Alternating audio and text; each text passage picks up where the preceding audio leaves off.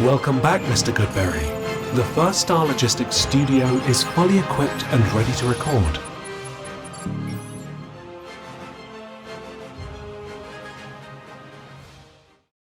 Welcome back to Bengals On The Brain, presented by First Star Logistics. I'm your host, Joe Goodberry.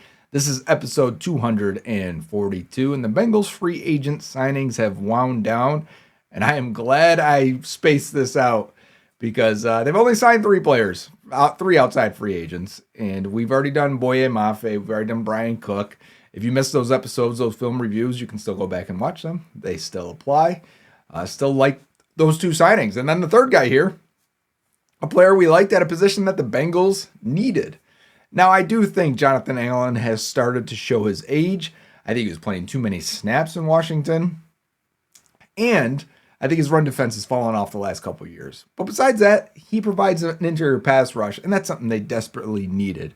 Maybe you reduce his snaps. We still got to see his contract. It's saying about an average of $12 million per year. It's on the high side. Defensive tackles got paid like crazy this offseason. It's a weak draft class. It was a weak free agent class.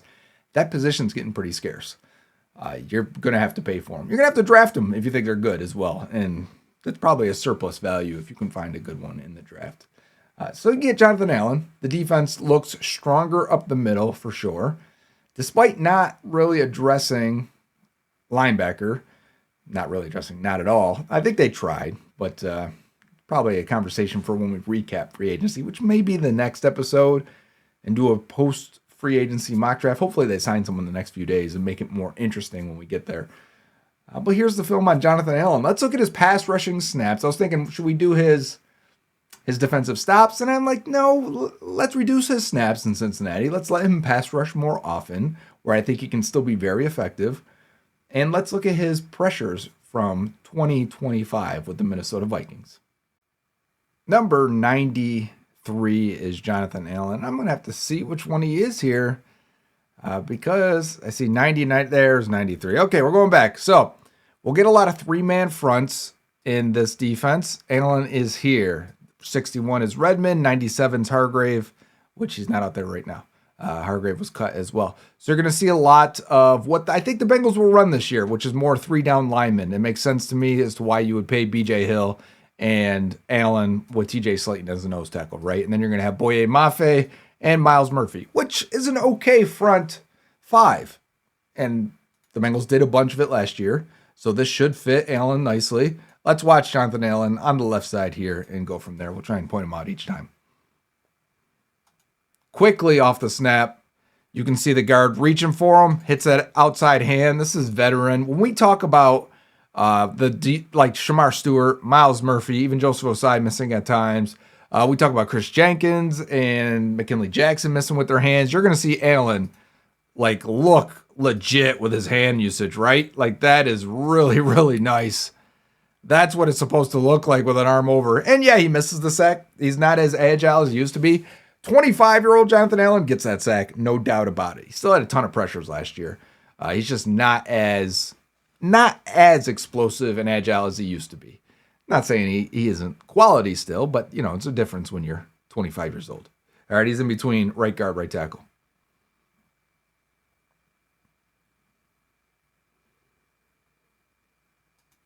This time he's kind of stunting, trying to get the D end. They seem to be confused on what's happening. Not really sure what's going on there, but he does a good job here. Watch him lock eyes with the quarterback. He's saying, okay, is the quarterback going to try and bail this way because Grenard has him? Is the quarterback going to try and bail this way? Because if he does, watch Jonathan Allen run with him right here. Almost mirroring a very athletic quarterback. Gets the pressure there. So athletic that he makes a bunch of people miss. And Caleb Williams, that is, of course. That's a nice play by Caleb Williams to get out of it. Left side this time, between left tackle, left guard. This is more of the three-tech spot here. He is four-point stance, means both hands are down. He's ready to rush, and that's him coming off field right there, going for the same move he tried against the guard. You see him miss a little bit right there, swimming. Doesn't get there, so let's see if he can work in and power Joe Thuney. Nah, this one's more of a contain pressure, and then couldn't bring down Caleb Williams again. Freak athlete at QB. Very elusive. Probably should have had 2 sacks in this game already. Instead, we've got 3 pressures and no sacks. All right, going to pressure number 4. There's a lot of pressure in this game. We'll take it. Again, going against Joe Thuney again on the left side. This is the protector of the year. It's one of the best pass protecting guards of the last 10 years. Goes with a little power. Tries to go outside and then gives him the club like throw by, but the arm kind of misses. It gets wrapped behind Joe Thuney there. And he's unable to really hump him and get him out. That's what it is. It's a hump move. That's what I was looking for. That's the word.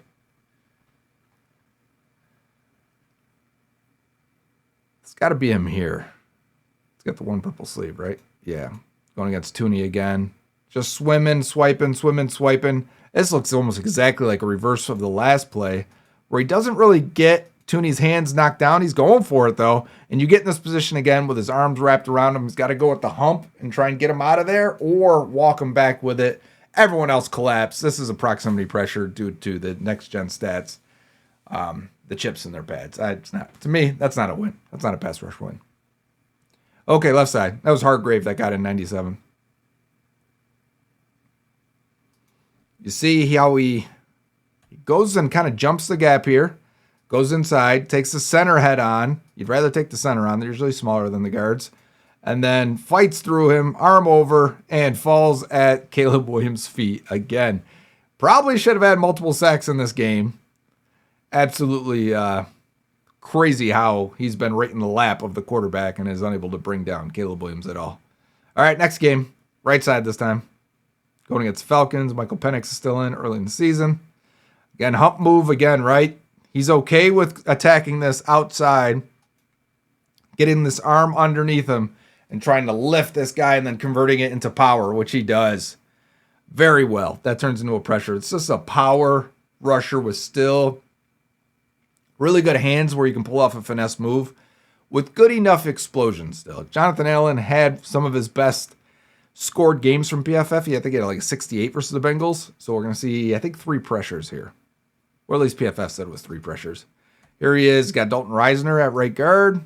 Going to lean him one step. Everyone's taking one step to the right at the pass protection to kind of sell this play action. Allen's going to work against that, stay on his feet despite getting kind of punched in the face there, and ends up in Jake Browning's face for the hit on the quarterback. Kills that play, absolutely. Bengals like to sign guys that play well against them. We always make that joke. The next gen says 1 pressure. PFF said 3 on that one. All right, Allen's in the middle here, just off the A-gap right side here over top of the right guard. I believe that's Wyatt Teller. And he's attacking because we've got a guy here. He gets to attack the free hole. Oh, we've got a fake screen right, fake screen left, tight end screen over the middle for the Browns. That's an unblocked pressure. Not much to write home about there.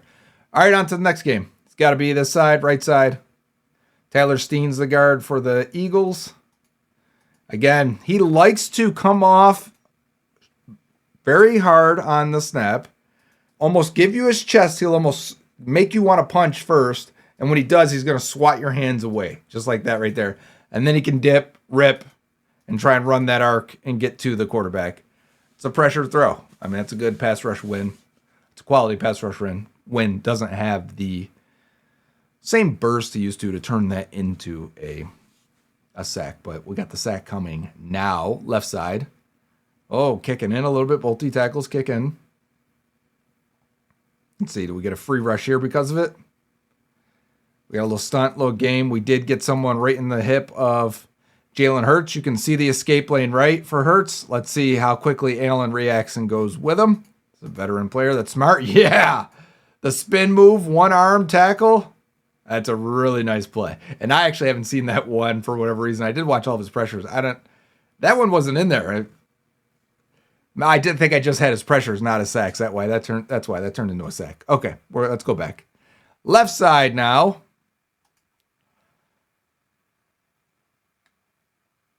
Was that Becton, 77? He's getting his weight to get way overshifted here and can throw him back by and work his way back in for the sack. It's a coverage sack. Now, we've seen cleaner wins on some of these other pressures than that. That's why sometimes sacks aren't the most impressive thing. An accumulation of pressures can usually turn into more sacks. Going for that hump move again there. Oh, he tried to hold him. Okay, so this is important here. Allen's going to try and hold the guard. You see how he's got both hands on there and he's not trying to disengage. Why is he not trying to disengage? He wants to hold on to that left guard as long as possible because Grenard is coming inside and he's the one who gets the pressure and misses the sack. Wow, some poor tackling from this Vikings. Very nice play by Goff and David Montgomery there. But yeah, Allen is just setting up his teammate for the pressure there. Something maybe the Bengals can work on with their stunts. Their stunts weren't great. All right, right side. Going against Tate Ratledge. Kind of just, the center wants to come over and block. Ratledge has to get a better hand on him to allow Glasgow to come over and get him. Because he doesn't. Oh, that should have been a touchdown. Dropped by St. Brown. But because Glasgow can't get over there in time because Ratledge didn't punch Allen well enough. That's how that turned into a pressure. All right, left side here between Decker and the left guard. I'm not sure who the left guard is. Just lets him. I mean, with the space, here's why you like that space if you're a defensive tackle. Let me kick out to get to the 3-tech and let me be out that far because, one, you can get these guards to really lunge and try to get at you. They want to be in a phone booth, so giving them that space gives you that opportunity to say, come on, and then ole them. Turn that corner, get the hit on the quarterback. Good throw. Good throw, not brought in. But that's quality pressure, quality win. Just inviting that pressure in, right? Inviting the guard to shoot his hands first. This has got to be Allen on the right side here. Man, it's a really good get off. Yeah, see, he goes for this chop, and I'm not sure it's real. Like, he tries to chop that outside, he flashes it, and what it allows him to do is get his arm back underneath and go for the hump move, which turns it into a power, and he can really control the blocker from there. So he almost chops to go to a hump. Right side.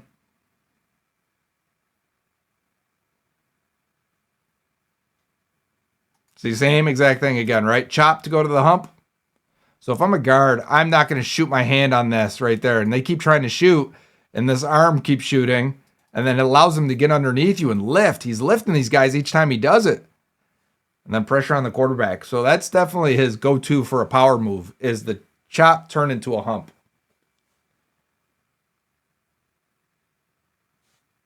Okay, left side here versus Baltimore. Roger Rosengarten here at the right tackle spot. He's lined up outside of him because we have 4 down linemen.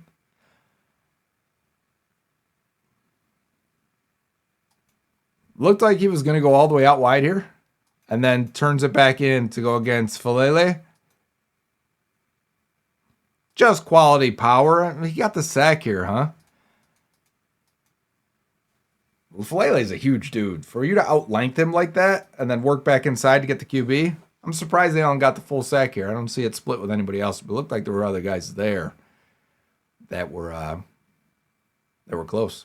All right, left side. He's going against Joe Tooney again. We're back against the Bears. Let's see how many sacks Caleb Williams can get out of. We got 29 pressures in total here from Next Gen Stats. Yeah, see, Tooney can match him. Tooney can match these punches. That's why he's always been such a good pass protector.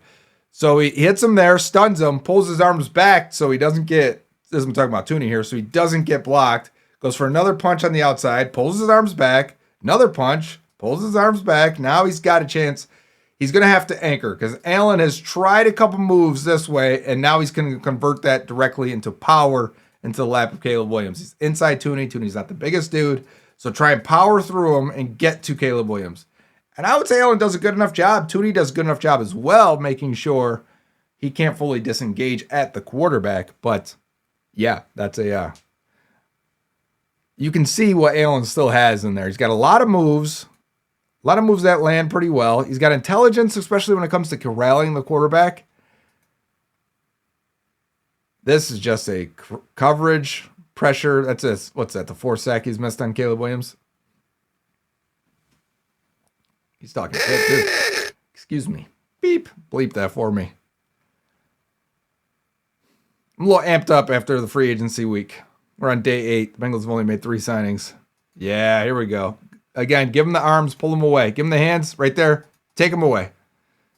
Shoot that gap. Try and get skinny between it, but still be powerful. Look at him fight through. Yeah. Is that Emmanuel Wilson? Is that the one who... Where'd he go? Cardinals? No, he went to the Seahawks, I think it was. Left side. Got 5 guys, maybe 6 looking like they're going to blitz here or rush. Left side here, right here, between Gray Zabel. Again, going for that... You see, there was the hump move. What did I tell you? Here's the chop, bang. But it's not really. It's a fake chop. Go right to the hump. There's the arm on the backside of Zabel. Try and lift him out of there, which he does. Dives for Darnold once he gets Zabel out of there. And Darnold does a good job stepping up and making a throw to A.J. Barner. Really good job by Darnold. But you can see that move. That's his go-to. That hump move's still there. And he's getting these guys to really fall for it. There, he's on the other side now. Oh, they left him free. So we get a pressure because we've got so many guys. You bring up this many. 1, 2, 3, 4, 5, 6, 7. How many blockers do they have? They only have 5. So Darnold knows he's got to get this ball out. Someone's going to be free. And he does a terrible job of getting it out. I don't know what the answers were there. We're not going to break down the Seahawks play. But, yeah, that's how we got the pressure there for Jonathan Allen. All right. Allen's right here against the Commanders. I'm not sure if Cosme's back out there or not. They've held him up pretty well. He realizes here, as Jaden Daniels is going to break free, he's got to be the contained man. Still athletic enough to run and do that. No doubt about it. Maybe the twitch fibers. I would say the quick twitch muscles are the first to go when you start aging. But the speed is still there. He can still get on his horse and run. All right, left side.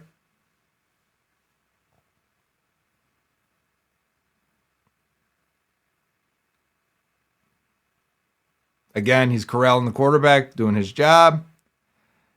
This is could you say he's probably missed 5 or 6 sacks that he should have had? It's hilarious because I think he ends up with 4 sacks, 29 pressures. I mean, easily could have ended up with 10 sacks if he gets all these guys down. All right, left side here. Oh, yeah. Take the power to Tyler Smith here. One step out, really make it look like you're attacking right here, right? Try and get to the guard to set, and when you do, convert it here, try and hump them back that way. It's really going to open the space between the center and the guard. If I was an offensive line coaching this, and they make it hard because how many guys they're going to send, I would try to always give, when he's lined up on this side, he loves that left arm hump move. I would try and get the center over here and say, yeah, let's not give him that space between these. Let's see. Yeah, I mean, he just turns that into power so well. You can see he's really trying to sell that he's coming upfield on this. And we're dropping our arms down because we're going to shoot him. They tell you not to do that, right? Not to wind up your shot as an offensive lineman. And Allen just really bowls into him. That hump move still works. That's really nice. We definitely don't have that. Like, I don't know what BJ Hill's go-to move is, to be honest with you. I wouldn't say he has one. He wins with a complimentary bag. But I wouldn't say he's got, like, this is a clear go-to move for Allen. A little push-pull here, a little something different. He's going to go into the center because we've got them blocking to the left as they try to sell the play action. So push-pull is you're going to grab almost the jersey chest plate, and you're going to push them because the lineman's going to then react to try and like regain their force towards you, and then you pull them. So you're pushing and pulling, try and arm over if you can. Because once they try to come back, you're pulling. Both of you are now directing your force in the same direction. So here's the pull right there. Didn't work, man. That center is holding on for his life. It turns into a sack. That's John Michael Schmitz. Smaller center, right? Not the strongest center coming out of Minnesota, I want to say. I think it was Minnesota. And, Allen just was able to control him. Wasn't able to completely discard him, but still got the sack. It was still a high-quality move. All right, Allen's on the right side here. We got 2 guys showing the A-gap here. You might get a free rush again. Let's see. Nope. Right against the guard. You got to play contain. Got to play contain. There you go. A little pressure. That pressure helps keep him in, allows Wilson and Cashman, I believe it is, to get the sack. We've got 4 defensive tackles here. 1, 2, 3, 4. So this is a little new look. Allen's all the way on the left side here. Going against Zach Tom. Oh, just hit Zach Tom with the arm over. Yeah, you can see him pull his chest down too. Watch, he grabs right here. The armpit that we can see, this one right here. Watch him pull right there and arm over. So you don't just like hit guys and then arm over, right? You almost, you want to pull it.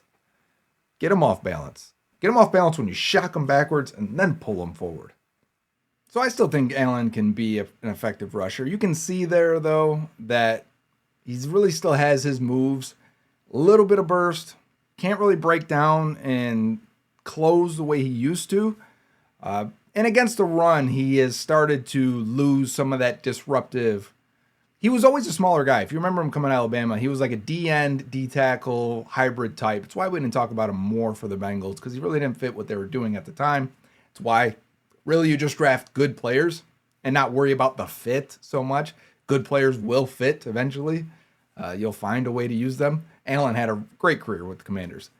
But you can see against the run, this wasn't on the film, obviously. I've watched him by myself at this point. But he gets washed out a little bit now. He used to be a penetrating chaos creator with Washington because he was quick and could really, with his strength, knife through the hole there and create a lot of chaos in the backfield.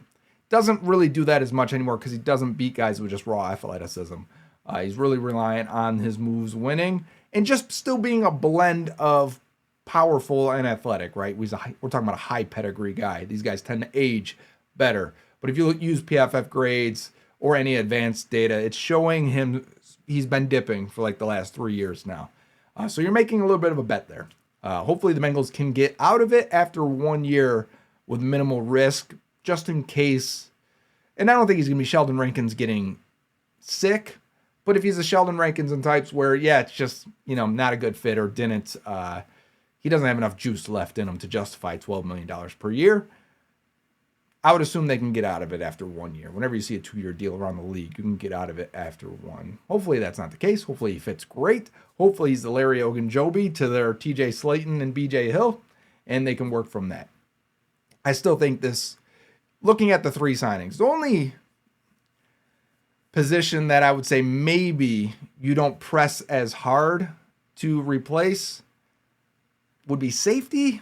If they like Jordan Battle, obviously they like Brian Cook, but then what if Caleb Downs is still there? Could you play him in the slot? Could you play with 3 safeties? Could you say, you know what, then we're just not going to extend Jordan Battle. We're going to go with Downs and Brian Cook. I could see that. Would you say, like, if Ruben Bain or David Bailey are still there, which I don't expect Bailey to be, Bain maybe, does signing Boya Mafe take you out of Ruben Bain's trajectory or, expectation of maybe picking him? No, I think you could still take him and figure that out. I still think they need a defensive end, right? You lost Joseph Osai and Trey Hendrickson. You've only added Boya Mafe. So you still need one more guy that you can rotate with and play. There were times where Osai and Hendrickson were your 2 best pass rushers. So, I would still, you can't bank on all the development of Myles Murphy and Shamar Stewart. That is not a challenge, Bengals. Please don't bank on the 2 of them. If they produce, great. Let's have 4 ends that we can send at someone. So I still think defensive ends on the table. And then defensive tackle. If you were to say, I don't know if they're going to take Peter Woods at 10, but Caleb Banks with a broken foot, I don't know if you guys saw that. He did his workout in Indy with a broken foot. So absolute freak show this guy is. But that's his broken foot for the 2nd time now. You can't take him at 10. But at 41, I don't think signing Jonathan Allen for potentially 1 year, it's probably actually a 1-year deal when we see the numbers. We haven't gotten them yet. Which there's been a whole talk about how the Bengals structure contracts on social media. If you're not on Twitter, not following me at Joe Goodberry, you may have missed some of it. It's made people angry. But a lot of people angry, some of them at me, some at the Bengals. Whatever. I don't think Allen will stop you from taking a defensive tackle. I think it buys you the freedom to not force the pick. I still think you have to take a D end.